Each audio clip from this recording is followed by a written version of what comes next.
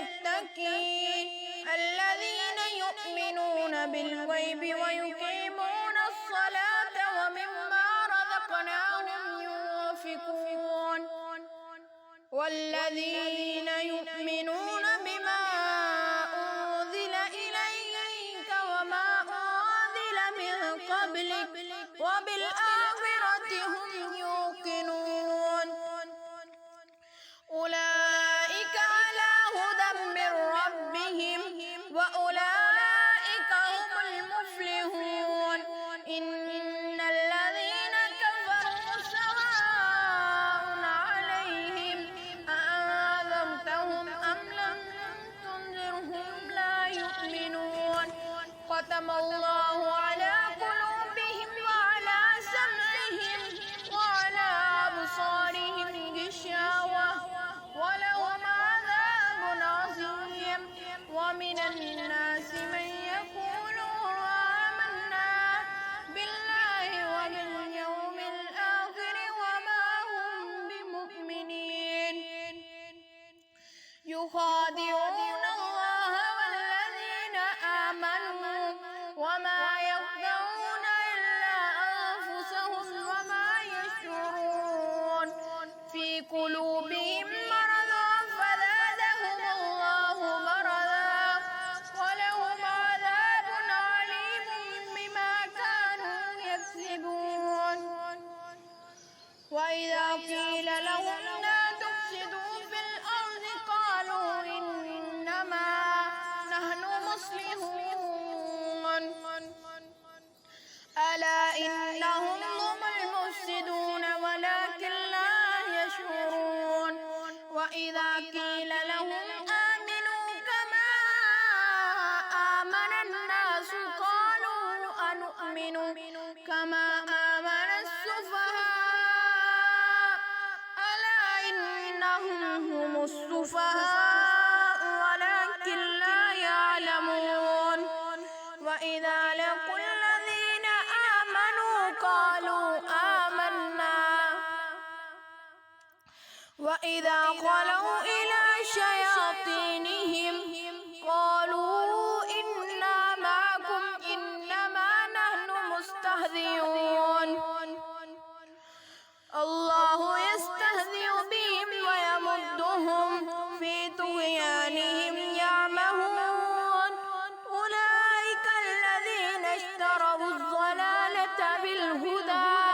فما ربحت تجارتهم وما كانوا مهتدين مثلهم كمثل الذي استوقد نارا فلما أضاءت ما حوله ذهب الله بنورهم وتركهم في ظلمات لا يبصرون صم بكم عمي فهم لا يرجعون أو كصيب من السماء فيه ظلمات ورعد وبرق يجعلون أصابعهم في آذانهم من الصواعق حذر الموت والله محيط بالكافرين يكاد البرق يخطف أبصارهم كلما أضاء لهم مشوا فيه وإذا أظلم عليهم قاموا ولو شاء الله لذهب بسمعهم وأبصارهم إن الله على كل شيء قدير يا أيها الناس اعبدوا ربكم الذي خلقكم والذين من قبلكم لعلكم تتقون الذي جعل لكم الأرض فراشا والسماء بناء وأنزل من السماء ماء فأخرج به من الثمرات رزقا لكم فلا تجعلوا لله أندادا وأنتم لا تعلمون وإن كنتم في ريب مما نزلنا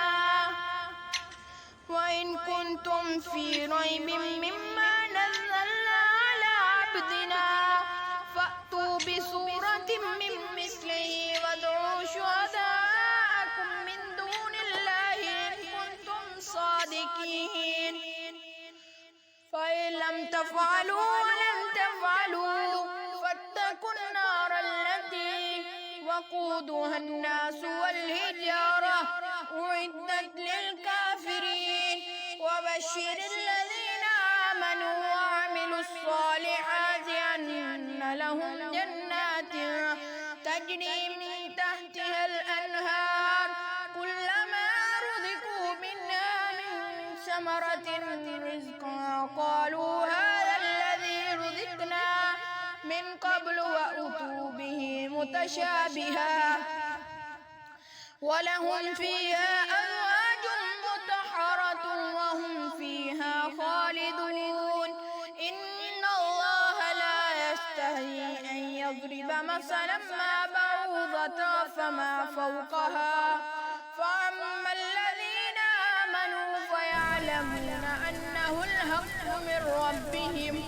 وأما الذين كفروا فيقولون ماذا أراد الله بهذا مثلا يضل به كثيرا ويهدي به كثيرا وما يضل به إلا الفاسقين الذين ينقضون عهد الله من بعد ميثاقه ويقطعون ما أمر الله به أن يوصل ويفسدون في الأرض أولئك هم الخاسرون كيف تكفرون بالله وكنتم أمواتا فأحياكم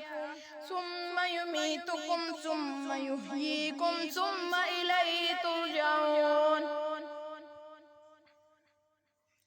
هو الذي خلق لكم ما في الأرض جميعا ثم استوى إلى السماء فسواهن 7 سماوات وهو بكل شيء عليم وإذ قال ربك للملائكة إني جاعل في الأرض خليفة قالوا أتجعل فيها من يفسد فيها ويسفك الدماء ونحن نسبح بحمدك ونقدس لك قال إني أعلم ما لا تعلمون وعلم آدم الأسماء كلها ثم عرضهم على الملائكة فقال أنبئوني بأسماء هؤلاء إن كنتم صادقين قالوا سبحانك لا علم لنا إلا ما علمتنا إنك أنت العليم الحكيم قال يا آدم أنبئهم بأسمائهم فلما أنبأهم بأسمائهم قال ألم أقل لكم إني أعلم غيب السماوات والأرض وأعلم ما تبدون وما كنتم تكتمون وإذ قلنا للملائكة اسجدوا لآدم فسجدوا إلا إبليس أبى واستكبر وكان من الكافرين وقلنا يا آدم اسكن أنت وزوجك الجنة وكلا منها رغدا حيث شئتما ولا تقربا هذه الشجرة فتكونا من الظالمين فأذلهما الشيطان عنها فأخرجهما مما كانا فيه وقلنا اهبطوا بعضكم لبعض عدو ولكم في الأرض مستقر ومتاع إلى حين قال فتلقى آدم من ربه كلمات فتاب عليه إنه هو التواب الرحيم قل اهبطوا منها جميعا فإما يأتينكم مني هدى فمن تبع هداي فلا خوف عليهم ولا هم يحزنون والذين كفروا وكذبوا بآياتنا أولئك أصحاب النار هم فيها خالدون يا بني إسرائيل اذكروا نعمتي التي أنعمت عليكم وأوفوا بعهدي أوف بعهدكم وإياي فارهبون وآمنوا بما أنزلت مصدق مصدقا لما معكم ولا تكونوا أول كافر به ولا تشتروا بآياتي ثمنا قليلا وإياي فاتقون ولا تلبسوا الحق بالباطل وتكتموا الحق وأنتم تعلمون وأقيموا الصلاة وآتوا الزكاة واركعوا مع الراكعين أتأمرون الناس بالبر وتنسون أنفسكم وأنتم تتلون الكتاب أفلا تعقلون واستعينوا بالصبر والصلاة وإنها لكبيرة إلا على الخاشعين الذين يظنون أنهم ملاقو ربهم وأنهم إليه راجعون يا بني إسرائيل اذكروا نعمتي التي أنعمت عليكم وأني فضلتكم على العالمين واتقوا يوما لا تجزي نفس عن نفس شيئا ولا يقبل منها شفاعة ولا يؤخذ منها عدل ولا هم ينصرون وإن نجيناكم من آل فرعون يسومونكم سوء العذاب يذبحون أبناءكم ويستحيون نساءكم وفي ذلكم بلاء من ربكم عظيم وإذ فرقنا بكم البحر فأنجيناكم وأغرقنا آل فرعون وأنتم تنظرون وإذ وعدنا موسى 40 ليلة ثم اتخذتم العجل من بعده وأنتم ظالمون ثم عفونا عنكم من بعد ذلك لعلكم تشكرون وإذ آتينا موسى الكتاب والفرقان لعلكم تهتدون وإذ قال موسى لقومه يا قوم إنكم ظلمتم أنفسكم باتخاذكم العجل فتوبوا إلى بارئكم فاقتلوا أنفسكم ذلكم خير لكم عند بارئكم فتاب عليكم إنه هو التواب الرحيم وإذ قلتم يا موسى لن نؤمن لك حتى نرى الله جهرة فأخذتكم الصاعقة وأنتم تنظرون ثم بعثناكم من بعد موتكم لعلكم تشكرون وظللنا عليكم الغمام وأنزلنا عليكم المن والسلوى كلوا من طيبات ما رزقناكم وما ظلمونا ولكن كانوا أنفسهم يظلمون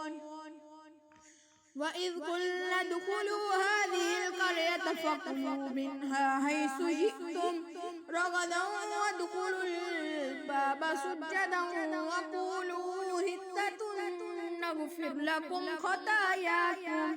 وسنزيد المحسنين فبدل الذين ظلموا قولا غير الذي قيل لهم فأنزلنا على الذين ظلموا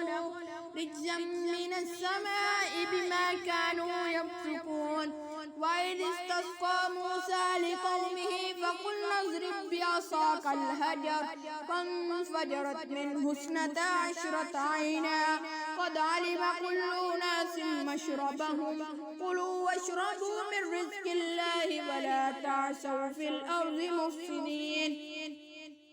وإذ قلتم يا موسى لن نصبر على طعام واحد فادع لنا ربك يخرج لنا مما تنبت الأرض من بقلها وكسائها وفومها وعدسها وبصلها قال تستبدلون الذي هو أدنى بالذي هو خير اهبطوا مصرا فإن لكم ما سألتم وضربت عليهم الذلة والمسكنة وباءوا بغضب من الله ذلك بأنهم كانوا يكفرون بآيات الله ويقتلون النبيين بغير الحق ذلك بما عصوا وكانوا يعتدون إن الذين آمنوا والذين هادوا والنصارى والصابين من آمن بالله واليوم الآخر وعمل صالحا فلهم أجرهم عند ربهم ولا خوف عليهم ولا هم يحزنون وإذ أخذنا ميثاقكم ورفعنا فوقكم الطور خذوا ما آتيناكم بقوة واذكروا ما فيه لعلكم تتقون ثم توليتم من بعد ذلك فلولا فضل الله عليك ورحمته لكنتم من الخاسرين ولقد علمتم الذين اعتدوا في السبت فقلنا لهم كونوا قردة خاسئين وجعلناها نكالا لما بين يديها وما خلفها وموعظة للمتقين وإذ قال موسى لقومه إن الله يأمركم أن تذبحوا بقرة قالوا وتتخذنا هزوا قال أعوذ بالله أن أكون من الجاهلين قالوا ادع لنا ربك يبين لنا ما هي قال إنه يقول إنها بقرة لا فارض ولا بكر عوان بين ذلك فافعلوا ما تؤمرون قالوا ادع لنا ربك يبين لنا ما لونها قال إنه يقول إنها بقرة صفراء فاقع لونها تسر الناظرين قالوا ادع لنا ربك يبين لنا ما هي إن البقرة شابه علينا وإنا إن شاء الله لمهتدون قال إنه يقول إنها بقرة لا ذلول تثير الأرض ولا تسقي الحرث مسلمة لا شياة فيها قالوا الآن جئت بالحق فذبحوها وما كادوا يفعلون وإذ قتلتم نفسا فادارأتم فيها والله مخرج ما كنتم تكتمون فقلنا اضربوه ببعضها كذلك يحيي الله الموتى ويريكم آياته لعلكم تعقلون ثم قست قلوبكم من بعد ذلك فهي كالحجارة أو أشد قسوة وإن من الحجارة لما يتفجر منه الأنهار وإن منها لما يشقق ويخرج منه الماء وإن منها لما يهبط من خشية الله وما الله بغافل عما تعملون أفتطمعون أن يؤمنوا لكم وقد كان فريق منهم يسمعون كلام الله ثم يحرفونه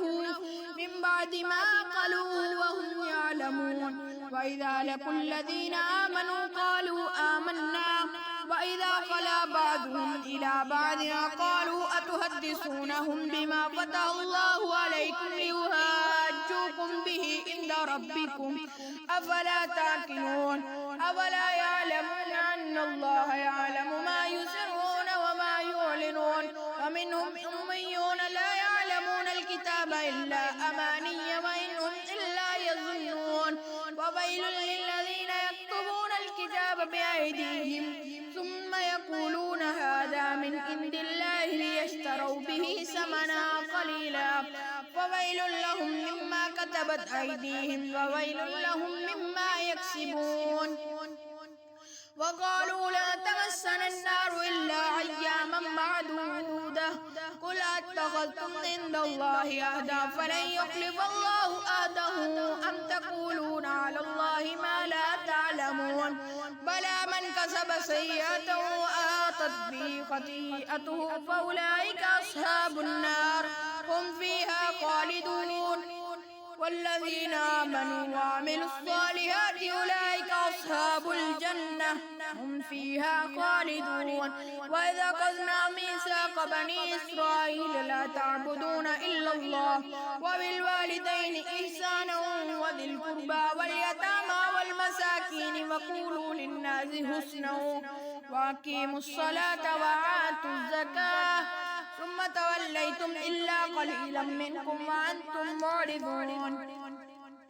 وإذا أخذنا ميثاقكم لا تسفكون دماءكم ولا تخرجون أنفسكم من دياركم ثم أقررتم وأنتم تشهدون ثم أنتم هؤلاء تقتلون أنفسكم أنفسكم وتخرجون فريقا منكم من ديارهم تظاهرون عليهم بالإثم والعدوان وإن يأتوكم أسارى تفادوهم وهو محرم عليكم إخراجهم أفتؤمنون ببعض الكتاب وتكفرون ببعض فما جزاء من يفعل ذلك منكم إلا خزي في الحياة الدنيا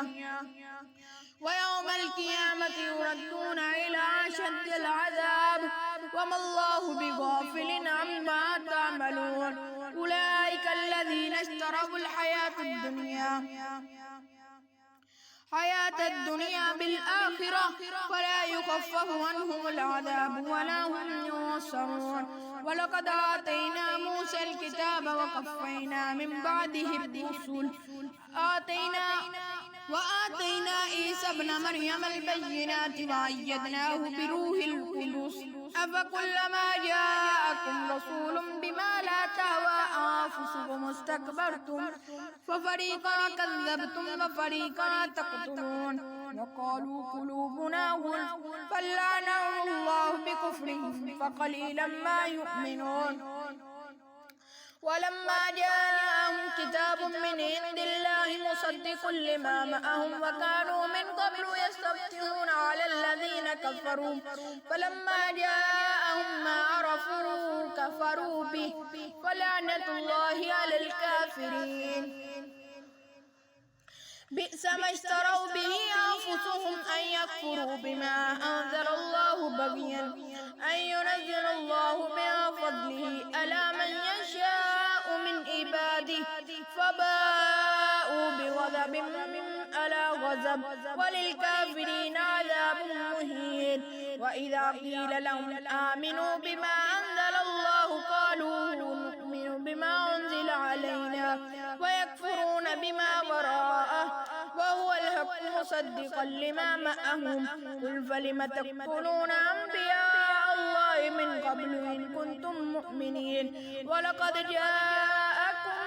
موسى بالبينات ثم اتخذتم العجل من بعده وأنتم ظالمون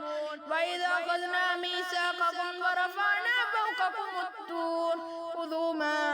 آتيناكم بقوة واسمعوا قالوا سمعنا وعصينا وأشربوا في قلوبهم العجل بكفرهم قل بئس ما يأمركم به إيمانكم إن كنتم مؤمنين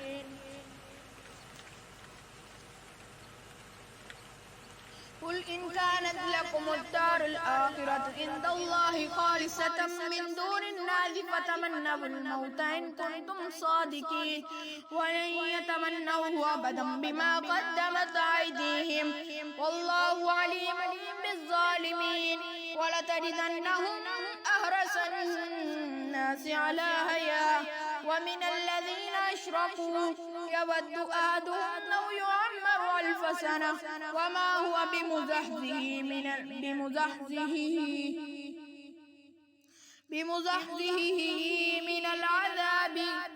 من العذاب أن يعمر والله بصير بما يعملون قل من كان عدوا لجبريل فإنه نزله على قلبك بإذن الله مصدقا لما بين يديه هدى وبشرى للمؤمنين من كان عدوا لله وملائكته ورسله وجبريل وميكال فإن الله عدو للكافرين ولقد أنزلنا إليك آيات بينات وما يكفر بها إلا الفاسقون أوكلما آهدوا أهدا نبذه فريق منهم بل أكثرهم لا يؤمنون ولما جاءهم رسول من عند الله مصدق لما معهم نبذ فريق من الذين أوتوا كتاب الله وراء ظهورهم كأنهم لا يعلمون واتبعوا ما تتلو الشياطين على ملك سليمان وما كفر سليمان ولكن الشياطين كفروا يعلمون الناس السحر وما أنزل على الملكين ببابل هاروت وماروت وما يعلمان من أحد حتى يقولا إنما نحن فتنة فلا تكفر فيتعلمون منهما ما يفرقون به بين المرء وزوجه وما هم بضارين به من أحد إلا بإذن الله ويتعلمون ما يضرهم ولا ينفعهم ولقد علموا لمن اشتراه ما له في الآخرة من خلاق ولبئس ما شروا به أنفسهم لو كانوا يعلمون ولو أنهم آمنوا واتقوا لمثوبة من عند الله خير لو كانوا يعلمون. يا أيها الذين آمنوا لا تقولوا رائنا وقولوا انظرنا واسمعوا وللكافرين عذاب عليم. ما يود الذين كفروا من أهل الكتاب ولا المشركين أن ينزل عليكم من خير من ربكم والله يختص برحمته من يشاء والله ذو الفضل العظيم. ما ننسخ من آية أو ننسها نأتي بخير منها أو مثلها ألم تعلم أن الله على كل شيء قدير ألم تعلم أن الله له ملك السماوات والأرض وما لكم من دون الله من ولي ولا نصير أم تريدون أن تسألوا رسولكم كما سئل موسى من قبل ومن يتبدل الكفر بالإيمان فقد ضل سواء السبيل. ود كثير من أهل الكتاب لو يردونكم من بعد إيمانكم كفارا حسدا من عند أنفسهم من بعد ما تبين لهم الحق فاعفوا واصفحوا حتى يأتي الله بأمره إن الله على كل شيء قدير. وأقيموا الصلاة وآتوا الزكاة وما تقدموا لأنفسكم من خير تجدوه عند الله إن الله بما تعملون بصير. وقالوا لن يدخل الجنة إلا من كان هودا أو نصارى تلك أمانيهم قل هاتوا برهانكم إن كنتم صادقين بلى من أسلم وجهه لله وهو محسن فله أجره عند ربه ولا خوف عليهم ولا هم يحزنون. وقالت اليهود ليست النصارى على شيء وقالت النصارى ليست اليهود على شيء وهم يتلون الكتاب كذلك قال الذين لا يعلمون مثل قولهم فالله يحكم بينهم يوم القيامة فيما كانوا فيه يختلفون. ومن أظلم ممن منع مساجد الله أن يذكر فيها اسمه وسعى في خرابها أولئك ما كان لهم أن يدخلوها إلا خائفين لهم في الدنيا خزي ولهم في الآخرة عذاب عظيم. ولله المشرق والمغرب فأينما تولوا فثم وجه الله إن الله واسع عليم. وقالوا اتخذ الله ولدا سبحانه بل له ما في السماوات والأرض كل له قانتون بديع السماوات والأرض فإذا قضى أمرا فإنما يقول له كن فيكون. وقال الذين لا يعلمون لا يكلمنا الله أو تأتينا آية كذلك قال الذين من قبلهم مثل قولهم تشابهت قلوبهم قد بينا الآيات لقوم يوقنون إنا أرسلناك بالحق بشيرا ونذيرا ولا تسأل عن أصحاب الجحيم. ولن ترضى عنك اليهود ولا النصارى حتى تتبع ملتهم قل إن هدى الله هو الهدى ولئن اتبعت أهواءهم بعد الذي جاءك من العلم ما لك من الله من ولي ولا نصير. الذين آتيناهم الكتاب يتلونه حق كتلاوته أولئك يؤمنون به ومن يكفر به فأولئك هم الخاسرون. يا بني إسرائيل اذكروا نعمتي التي أنعمت عليكم وأني فضلتكم على العالمين واتقوا يوما لا تجزي نفس عن نفسها شيئا ولا يقبل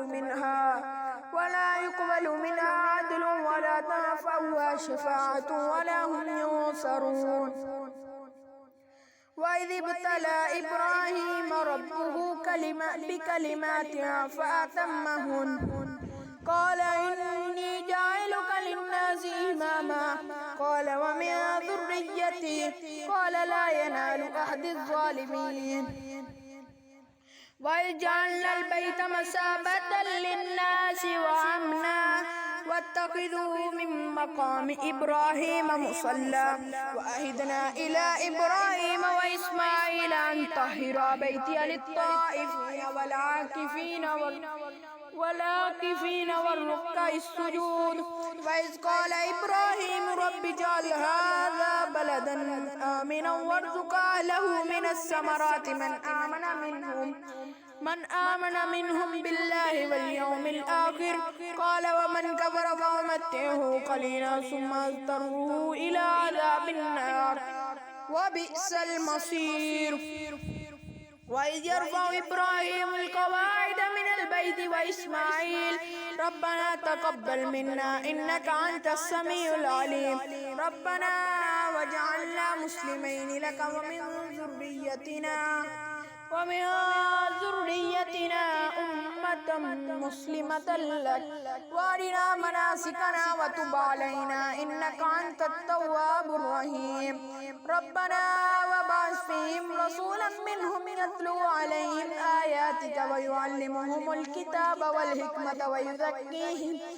إنك أنت العزيز الحكيم. ومن يرغب عن ملة إبراهيم إلا من سفي نفسه ولقد اصطفيناه في الدنيا وإنه في الآخرة لمن الصالحين. إذ قال له ربه أسلم قال أسلمت لرب العالمين. ووصى بها إبراهيم بنيه ويعقوب يا بني إن الله اصطفى لكم الدين فلا تموتن إلا وأنتم مسلمون.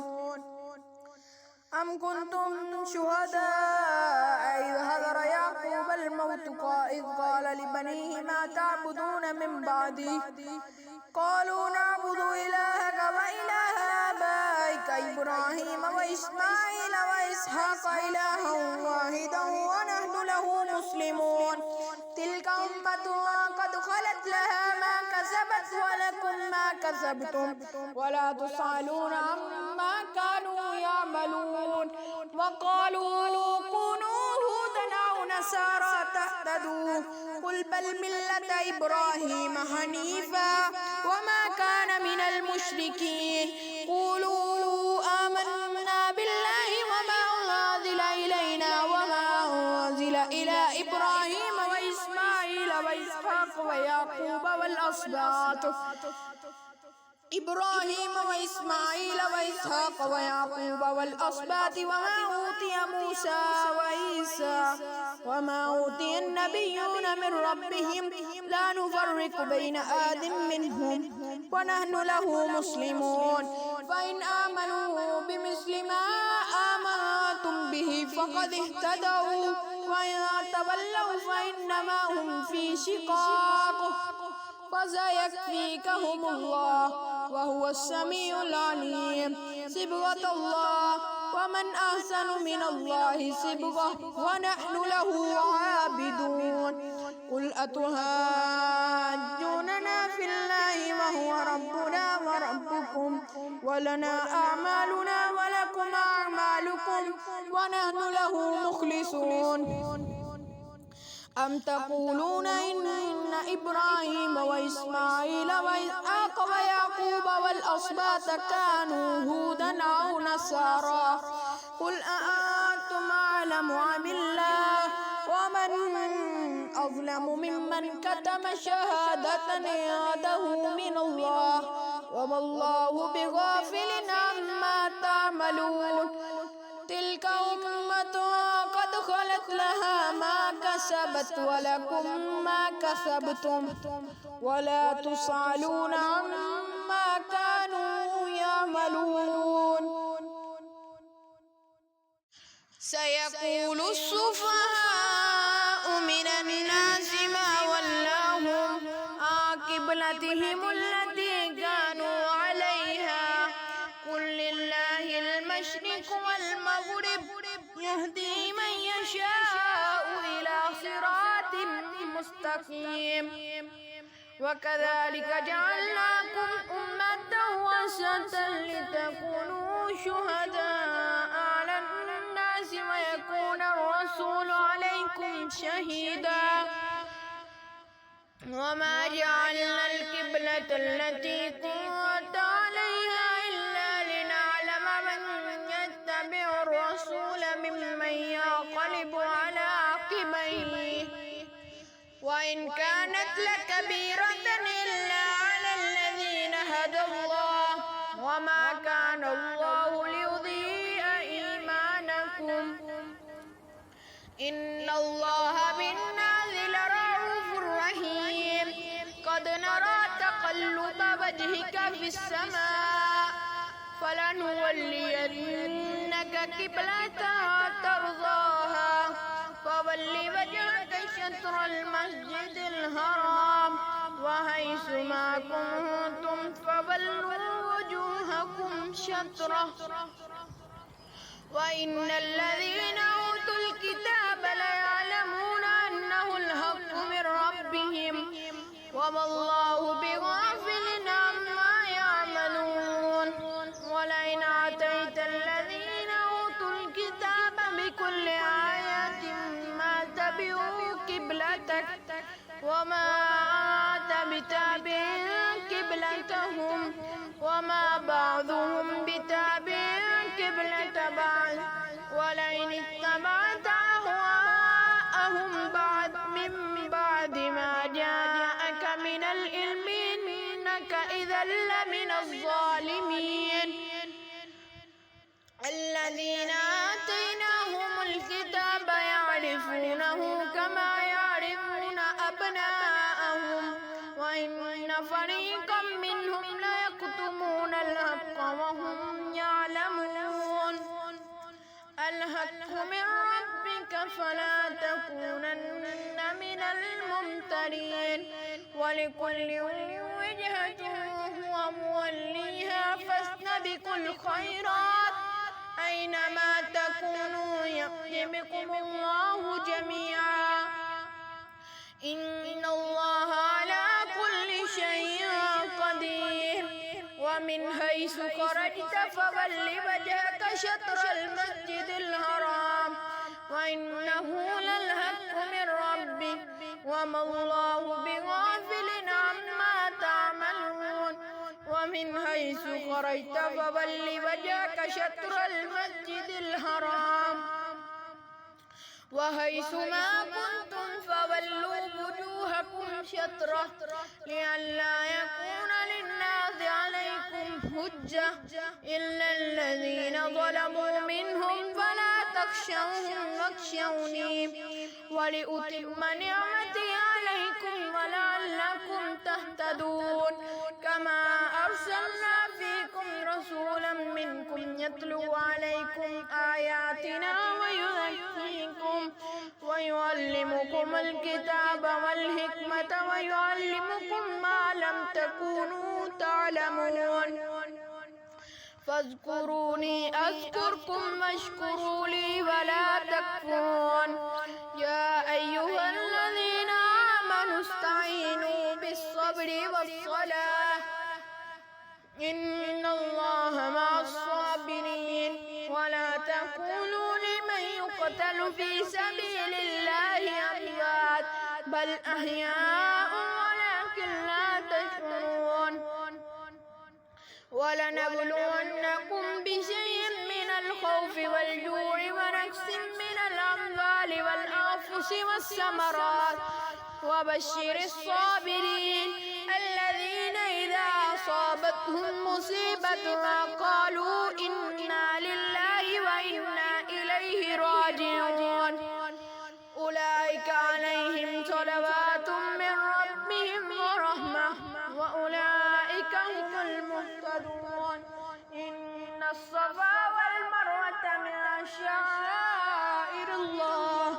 فمن هج البيت أو ائتمر فلا جناح عليه أن يطوف بهما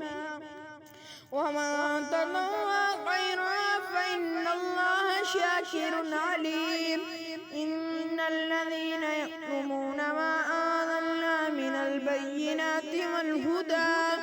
من بعد ما بيناه للناس في الكتاب أولئك يلعنهم الله ويلعنهم اللاعنون إلا الذين تابوا وأصلحوا وبينوا فأولئك أتوب عليهم وأنا التواب الرحيم إن الذين كفروا وماتوا وهم كفار أولئك عليهم لعنة الله والملائكة والناس أجمعين خالدين فيها لا يخفف عنهم العذاب ولا هم ينظرون وإلهكم إله واحد لا إله إلا هو الرحمن الرحيم إن في ملك السماوات والأرض واختلاف الليل والنهار والفلك التي تجري في البحر بما ينفع الناس وما أنزل الله من السماء من ماء فأحيا به الأرض بعد موتها وبث فيها من كل دابة وتصريف الرياح والسحاب المسخر بين السماء والأرض لآيات لقوم يعقلون ومن الناس من يتخذ من دون الله أندادا يحبهم كحب الله والذين آمنوا أشد حبا لله ولو يرى الذين ظلموا إذ يرون العذاب أن القوة لله جميعا وأن الله شديد العذاب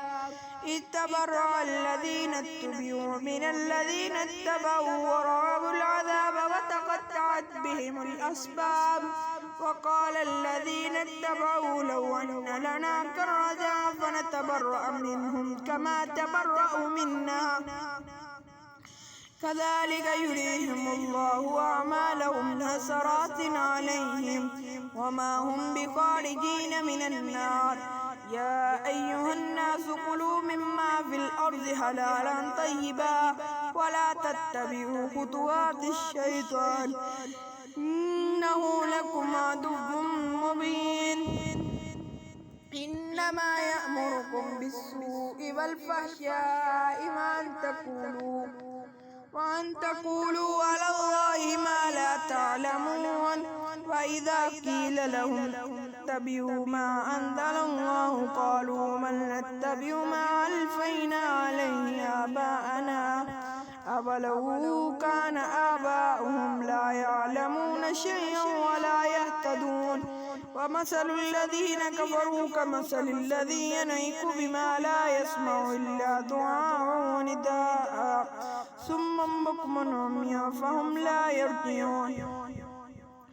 يا أيها الذين آمنوا كلوا من طيبات ما رزقناكم واشكروا لله إن كنتم إياه تعبدون إنما حرم عليكم الميتة والدم ولحم الخنزير وما أهل به لغير الله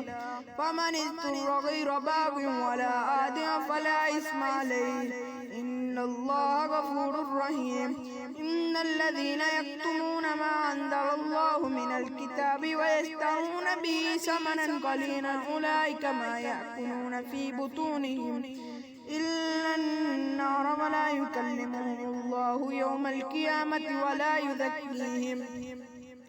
ولهم عذاب عليم أولئك الذين اشتروا الضلالة بالهدى والعذاب بالمغفرة فما أصبرهم على النار ذلك بأن الله نزل الكتاب بالحق وإن الذين اختلفوا في الكتاب لفي شقاق بعيد ليس البر أن تولوا وجوهكم قبل المشرق والمغرب ولكن البر من آمن بالله من آمن بالله واليوم الآخر والملائكة والكتاب والنبيين وآتى المال على حبه ذوي القربى واليتامى والمساكين وابن السبيل والسائلين وفي الرقاب وأقام الصلاة وآتى الزكاة والموفون بعهدهم إذا عاهدوا والصابرين في البأساء والضراء وحين البأس أولئك الذين صدقوا وأولئك هم المتقون. يا أيها الذين آمنوا كتب عليكم القصاص في القتلى الحر بالحر والعبد بالعبد والأنثى بالأنثى فمن عفي له من أخيه شيء فاتباع بالمعروف وأداء إليه بإحسان ذلك تخفيف من ربكم ورحمة فمن اعتدى بعد ذلك فله عذاب عليم. ولكم في القصاص حياة يا أولي الألباب لعلكم تتقون. كتب عليكم إذا حضر أحدكم الموت إن ترك خيرا الوصية للوالدين والأقربين بالمعروف حقا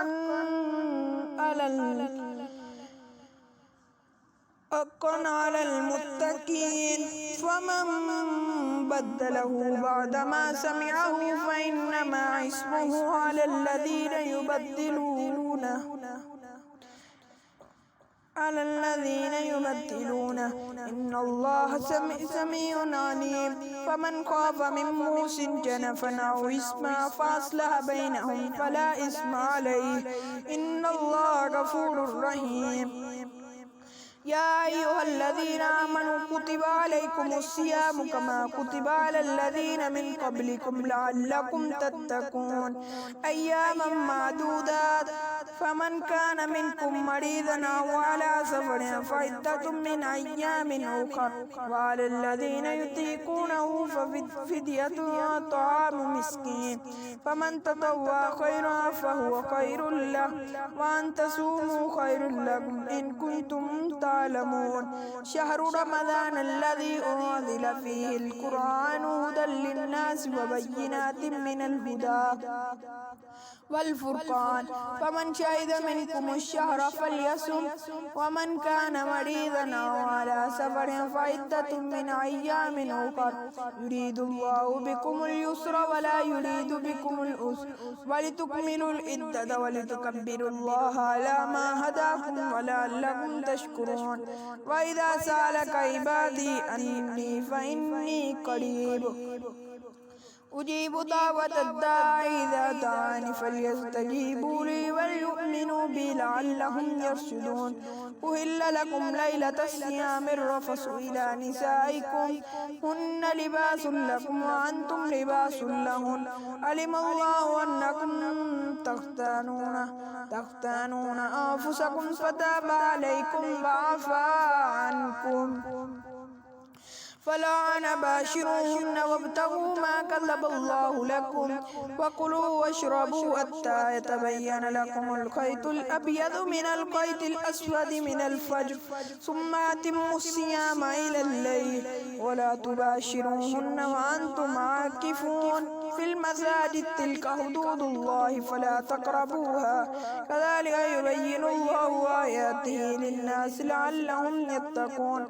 ولا تأكلوا أموالكم بينكم بالباطل وتدلوا بها إلى الحكام لتأكلوا فريقا من أموال الناس بالإثم وأنتم تعلمون. يسألونك عن الأهلة قل هي مواقيت للناس والحج وليس البر بأن تأتوا البيوت من ظهورها ولكن البر من اتقى فأتوا البيوت من أبوابها واتقوا الله لعلكم تفلحون. وقاتلوا في سبيل الله الذين يقاتلونكم ولا تعتدوا إن الله لا يحب المعتدين واقتلوهم حيث ثقفتموهم وأخرجوهم من حيث أخرجوكم والفتنة أشد من القتل ولا تقاتلوهم عند المسجد الحرام حتى يقاتلوكم فيه فإن قاتلوكم فاقتلوهم كذلك جزاء الكافرين فإن انتهوا فإن الله غفور رحيم وقاتلوهم حتى لا تكون فتنة ويكون الدين لله فإن انتهوا فلا عدوان إلا على الظالمين الشهر الحرام بالشهر الحرام والحرمات قصاص فمن اعتدى عليكم فاعتدوا عليه بمثل ما اعتدى عليكم واتقوا الله واعلموا أن الله مع المتقين وانفقوا في سبيل الله ولا تلقوا بأيديكم إلى التهلكة وأحسنوا إن الله يحب المحسنين وأتموا الحج والعمرة لله فإن أحصرتم فما استيسر من الهدي ولا تهلكوا رؤوسكم حتى يبلغ الهدي محله فمن كان منكم مريضا أو به أذى من رأسه ففدية من صيام أو صدقة أو نسك فإذا أمنتم فمن تمتع بالعمرة إلى الحج فما استيسر من الهدي فمن لم يجد فصيام 3 أيام في الحج و7 إذا رجعتم تلك عشرة كاملة ذلك لمن لم يكن أهله هذه المسجد الحرام واتقوا الله واعلموا أن الله شديد العقاب الحج أشهر معلومات فمن فرض فيهن الحج فلا رفث ولا فسوق ولا جدال في الحج وما تفعلوا من خير يعلمه الله وتزودوا فإن خير الزاد التقوى واتقون يا أولي الألباب ليس عليكم جناح أن تبتغوا فضلا من ربكم فإذا أفضتم من عرفات فاذكروا الله عند المشعر الحرام فاذكروه كما هداكم وإن كنتم من قبله لمن الضالين ثم أفيضوا من حيث أفاض الناس واستغفروا الله إن الله غفور رحيم فإذا قضيتم مناسككم فاذكروا الله كذكركم آباءكم أو أشد ذكرا فمن الناس من يقول ربنا آتنا في الدنيا حسنة في الدنيا وما له في الآخرة من خلاق ومنهم من يقول ربنا آتنا في الدنيا حسنة وفي الآخرة حسنة وقنا عذاب النار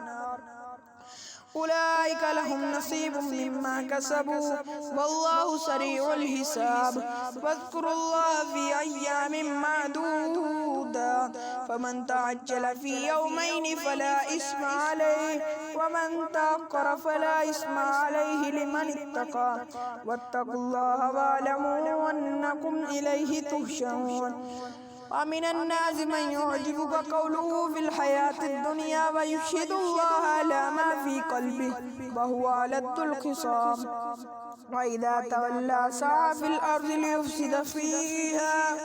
ليفسد فيها ويهلك الحرث والنسل والله لا يحب الفساد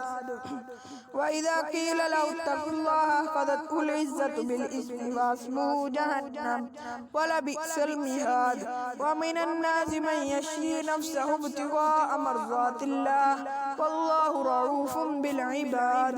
يا أيها الذين آمنوا ادخلوا في السلم كافة ولا تتبعوا خطوات الشيطان إنه لكم عدو مبين فإن زللتم من بعد ما جاءتكم البينات فاعلموا أن الله عزيز حكيم هل ينظرون إلا أن يأتيهم الله في ظلل من الغمام والملائكة وقضي الأمر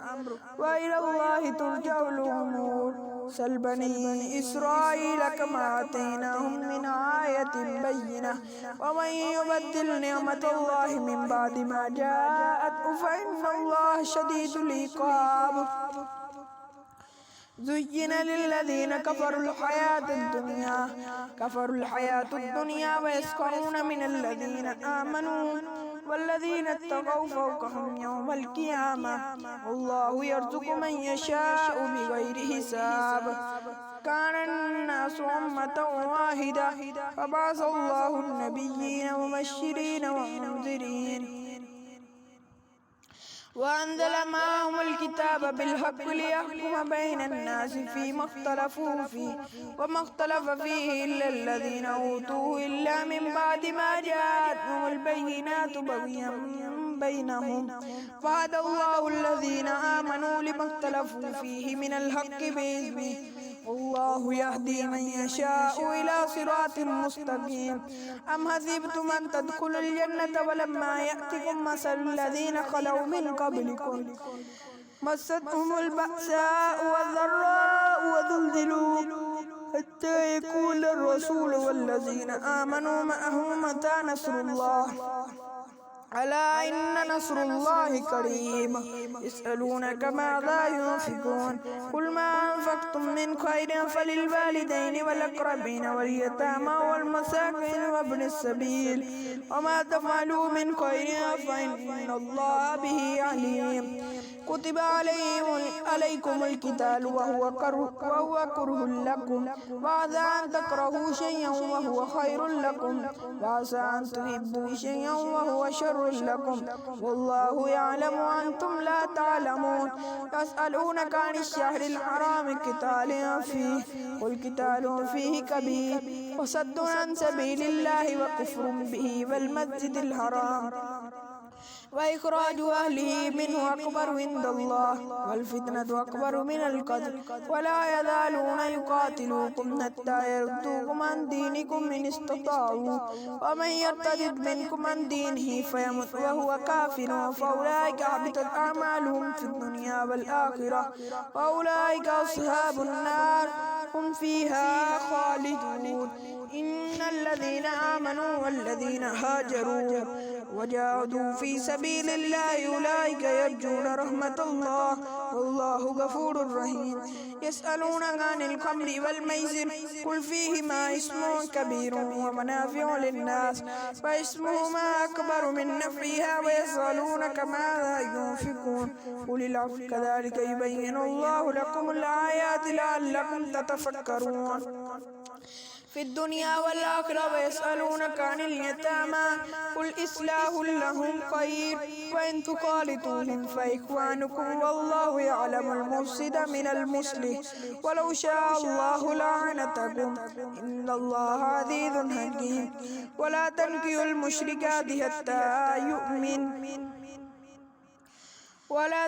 المشركات حتى يؤمن ولا أمة مؤمنة خير من مشركة ولو أعجبتكم ولا تنكحوا المشركين حتى يؤمنوا ولا عبد مؤمن خير من مشرك ولو أعجبكم أولئك يدعون إلى النار والله يدعو إلى الجنة والمغفرة بإذنه ويبين آياته للناس لعلهم يتذكرون ويسألونك عن المحيض قل هو أذى فاعتزلوا النساء في المحيض ولا تقربوهن حتى يطهرن فإذا تطهرن فأتوهن من حيث أمركم الله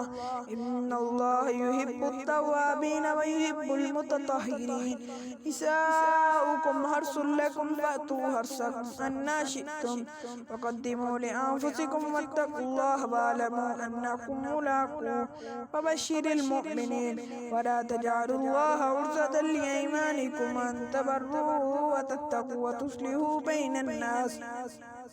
والله سميع عليم لا يؤاخذكم الله باللغو في أيمانكم ولكن يؤاخذكم بما كسبت قلوبكم والله غفور حليم للذين يؤلون من نسائهم تربص 4 أشهر فإن فاءوا فإن الله غفور رحيم وإن أظلموا الطلاق فإن الله سميع عليم والمطلقات يتربصن بأنفسهن 3 قروء ولا يحل لهن أن يكتمن ما خلق الله في أرحامهن إن كن يؤمن بالله واليوم الآخر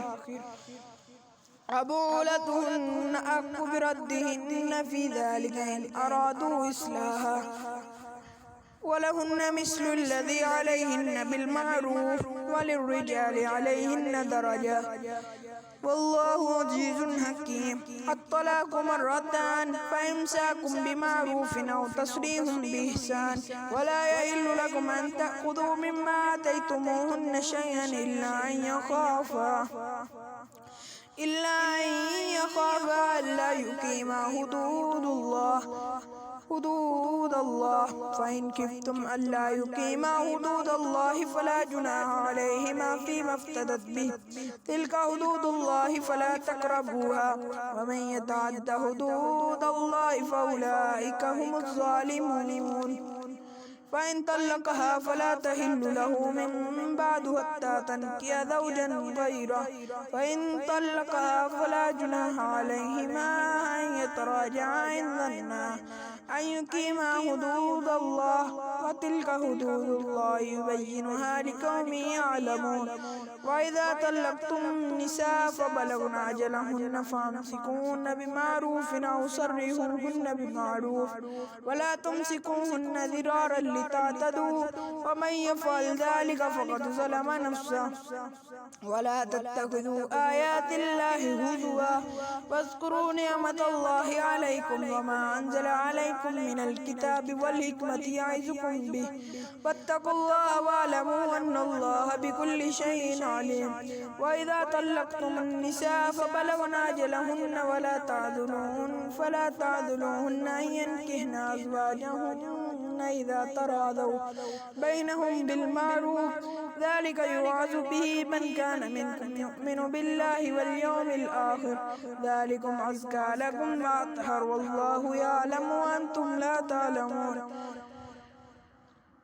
والوالدات يرضعن أولادهن حولين كاملين لمن أراد أن يتم الرضاعة وعلى المولود له رزقهن وكسوتهن بالمعروف لا تكلف نفس إلا وسعها لا تضار والدة بولدها ولا مولود له بولده وعلى الوارث مثل ذلك فإن أراد فصالا عن تراض منهما وتشاور فلا جناح عليهما وإن أردتم أن تسترضعوا أولادكم فلا جناح عليكم إذا سلمتم ما آتيتم بالمعروف واتقوا الله واعلموا أن الله بما تعملون بصير. والذين يتوفون منكم ويذرون أزواجا يتربصن بأنفسهن 4 أشهر وعشرا فإذا بلغن أجلهن فلا جناح عليكم فيما فعلن في أنفسهن بالمعروف والله بما تعملون خبير. ولا جناح عليكم فيما عرضتم به من خطبة النساء أو أكننتم في أنفسكم علم الله أنكم ستذكرونهن ولكن لا تواعدوهن سرا إلا أن تقولوا قولا معروفا ولا تعزموا عقدة النكاح حتى يبلغ الكتاب أجله واعلموا أن الله يعلم ما في أنفسكم فاحذروه واعلموا أن الله غفور حليم. لا جناح عليكم إن طلقتم النساء ما لم تمسوهن أو تفرضوا لهن فريضة ومتعوهن على الموسع قدره وعلى المقتر قدره متاعا بالمعروف حقا على المحسنين. وإن طلقتموهن من قبل أن تمسوهن وقد فرضتم لهن فريضة فنصف ما فرضتم إلا أن يعفون أو يعفو الذي بيده عقدة النكاح وأن تعفوا أقرب للتقوى ولا تنسوا الفضل بينكم إن الله بما تعملون بصير. حافظوا على الصلوات والصلاة الوسطى وقوموا لله قانتين. فإن خفتم فرجالا أو ركبانا فإذا أمنتم فاذكروا الله كما علمكم ما لم تكونوا تعلمون. والذين يتوفون منكم ويذرون أزواجا وصية لأزواجهم متاعا إلى الحول غير إخراج فإن خرجن فلا جناح عليكم فيما فعلن في أنفسهن من معروف والله عزيز حكيم. وللمطلقات متاع بالمعروف حقا على المتقين كذلك يبين الله لكم آياته لعلكم تعقلون. ألم تر إلى الذين خرجوا من ديارهم وهم ألوف حذر الموت فقال لهم الله موتوا ثم أحياهم إن الله لذو فضل على الناس ولكن أكثر الناس لا يشكرون. وقاتلوا في سبيل الله واعلموا أن الله سميع عليم. من ذا الذي يقرض الله قرضا حسنا فيضاعفه له أضعافا كثيرة والله يقبض ويبسط وإليه ترجعون. ألم تر إلى الملأ من بني إسرائيل من بعد موسى إذ قالوا لبني لهم ابعث لنا ملكا نقاتل في سبيل الله قال هل عسيتم إن كتب عليكم القتال ألا تقاتلوا قالوا وما لنا ألا نقاتل في سبيل الله وقد أخرجنا من ديارنا وأبنائنا فلما كتب عليهم القتال تولوا إلا قليلا منهم والله عليم بالظالمين. وقال لهم نبيهم إن الله قد بعث لكم طالوت ملكا قالوا أنى يكون له الملك علينا ونحن أحق بالملك منه ولم يؤت سعة من المال قال إن الله اصطفاه عليكم وزاده بسطة في العلم والجسم والله يؤتي ملكه من يشاء والله واسع عليم. وقال لهم نبيهم إن آية ملكه أن يأتيكم التابوت فيه سكينة من ربكم وبقية مما ترك آل موسى وآل هارون تحمله الملائكة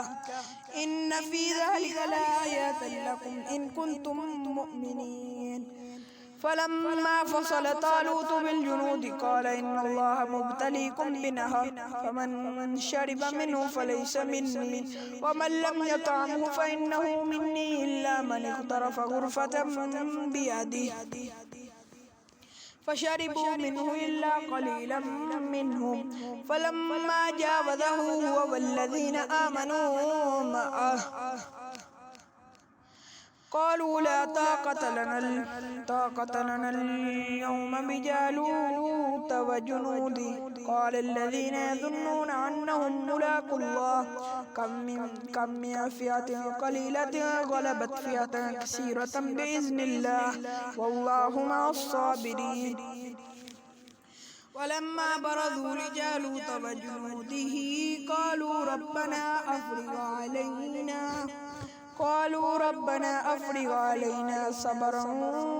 صبرا وثبت أقدامنا وانصرنا على القوم الكافرين فهزموهم بإذن الله. وقتل داود جالوت وآتاه الله الملك والحكمة وعلمه مما يشاء ولولا دفع الله الناس بعضهم ببعض لفسدت الأرض ولكن الله ذو فضل على العالمين. تلك آيات الله نتلوها عليك بالحق وإنك لمن المرسلين. تلك الرسل فضلنا بعضهم على بعض منهم من كلم الله ورفع بعضهم درجات وآتينا عيسى ابن مريم البينات وأيدناه بروح القدس ولو شاء الله ما اقتتل الذين من بعد ما جاءتهم البينات ولكن اختلفوا فمنهم من آمن ومنهم من كفر ولو شاء الله ما اقتتلوا ولكن الله يفعل ما يريد. يا أيها الذين آمنوا أنفقوا مما رزقناكم من قبل أن يأتي يوم لا بيع فيه ولا خلة ولا شفاعة والكافرون هم الظالمون. الله لا إله إلا هو الحي القيوم لا تأخذه سنة ولا نوم له ما في السماوات وما في الأرض من ذا الذي يشفع عنده إلا بإذنه يعلم ما بين أيديهم وما خلفهم ولا يحيطون بشيء من علمه إلا بما شاء وسع كرسيه السماوات والأرض ولا يعوده حفظهما وهو العلي العظيم. لا إكراه في الدين قد تبين الرشد من الغي فمن يكفر بالطاغوت ويؤمن بالله فقد استمسك بالعروة الوثقى لا انفصام لها والله سميع عليم. الله ولي الذين آمنوا يخرجهم من الظلمات إلى النور والذين كفروا أولياؤهم الطاغوت يخرجونهم من النور إلى الظلمات أولئك أصحاب النار هم فيها خالدون ألم تر إلى الذي حاج إبراهيم في ربه أن آتاه الله الملك إذ قال إبراهيم ربي الذي يحيي ويميت قال أنا أحيي وأميت قال إبراهيم فإن الله يأتي بالشمس من المشرق فأت بها من المغرب فبهت الذي كفر والله لا يهدي القوم الظالمين أو كالذي مر على قرية وهي خاوية على عروشها قال أنى يحيي هذه الله بعد موتها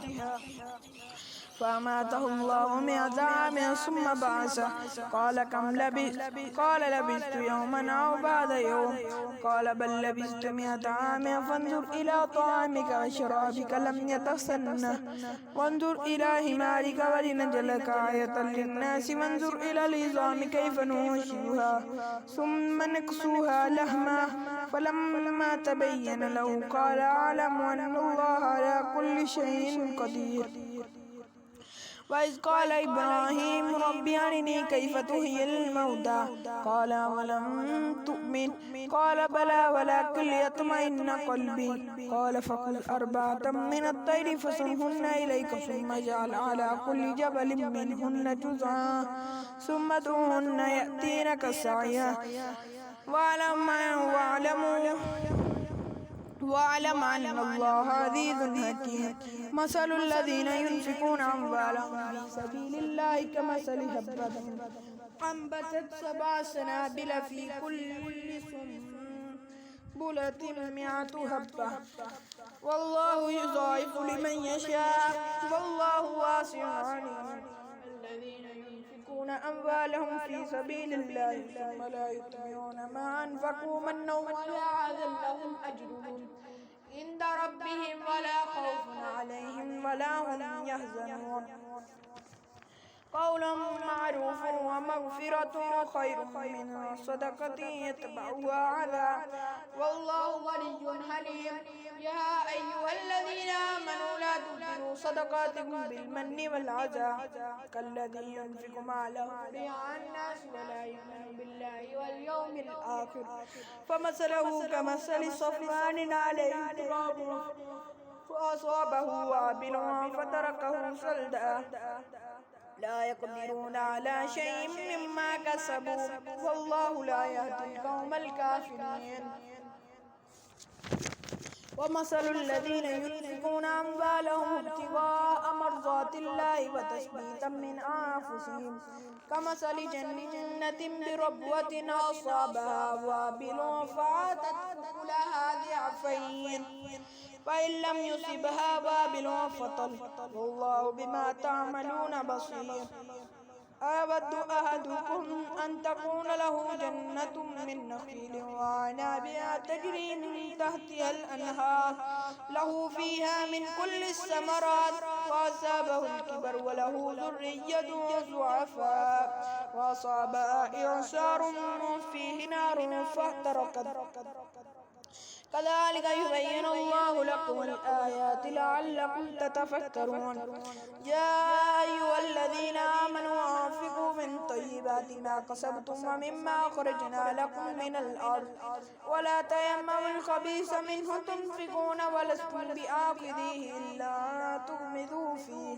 واعلموا أن الله غني حميد الشيطان يعدكم الفقر ويأمركم بالفحشاء والله يعدكم مغفرة منه وفضلا والله واسع عليم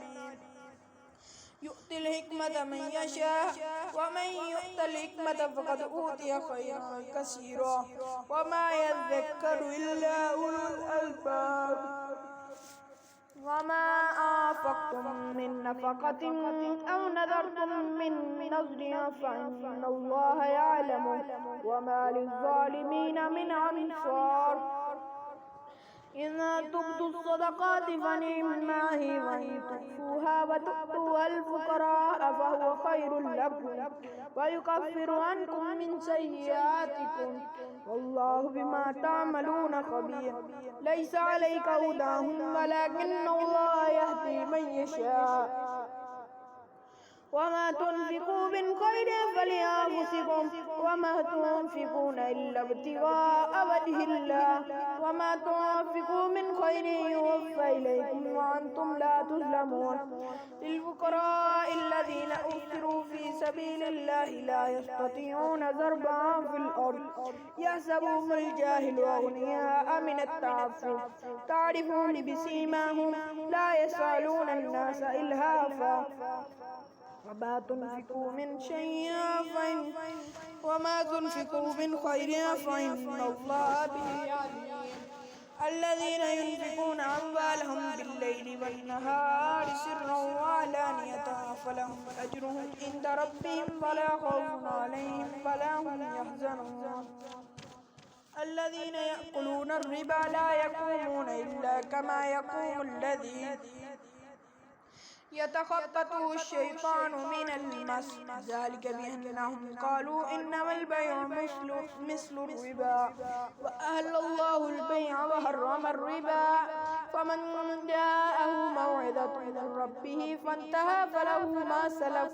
وأمره إلى الله ومن عاد فأولئك أصحاب النار هم فيها خالدون يمحق الله الربا ويربي الصدقات والله لا يحب كل كفار أثيم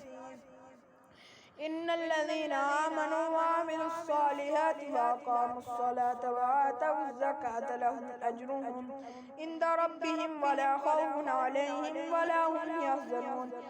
يا أيها الذين آمنوا اتقوا الله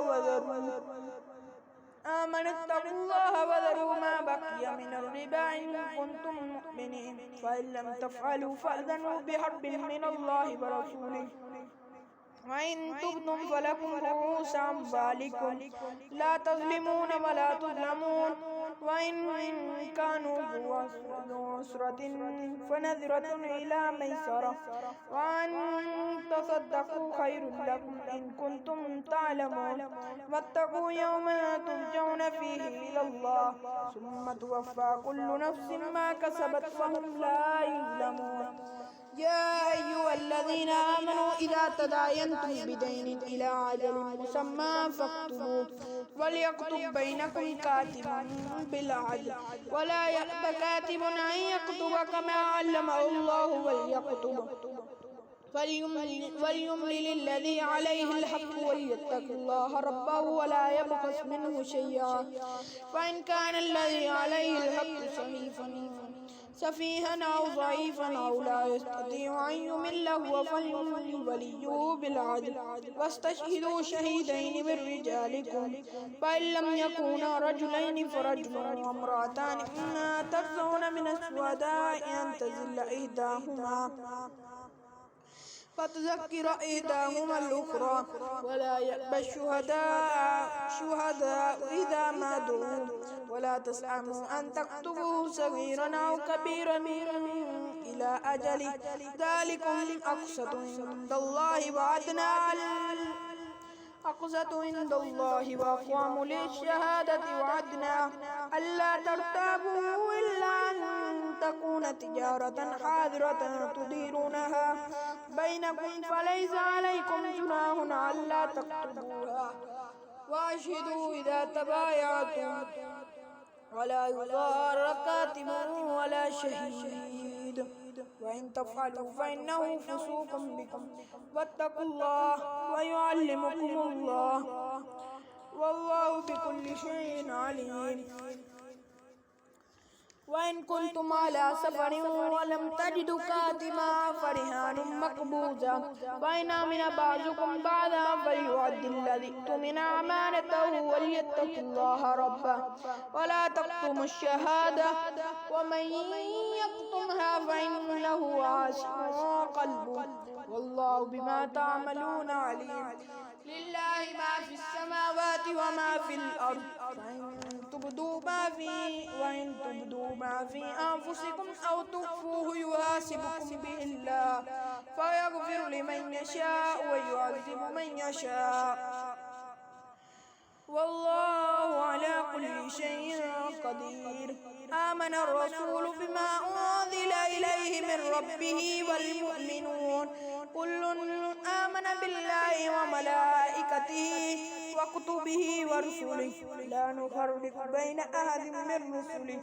وقالوا سمعنا وأطعنا غفرانك ربنا وإليك المصير. لا يكلف الله نفسا إلا وسعها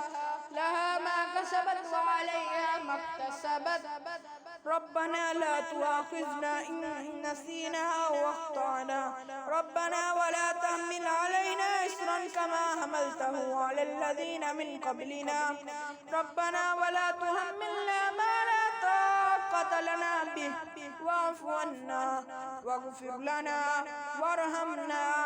أنت مولانا فانصرنا على القوم الكافرين. صدق الله العظيم.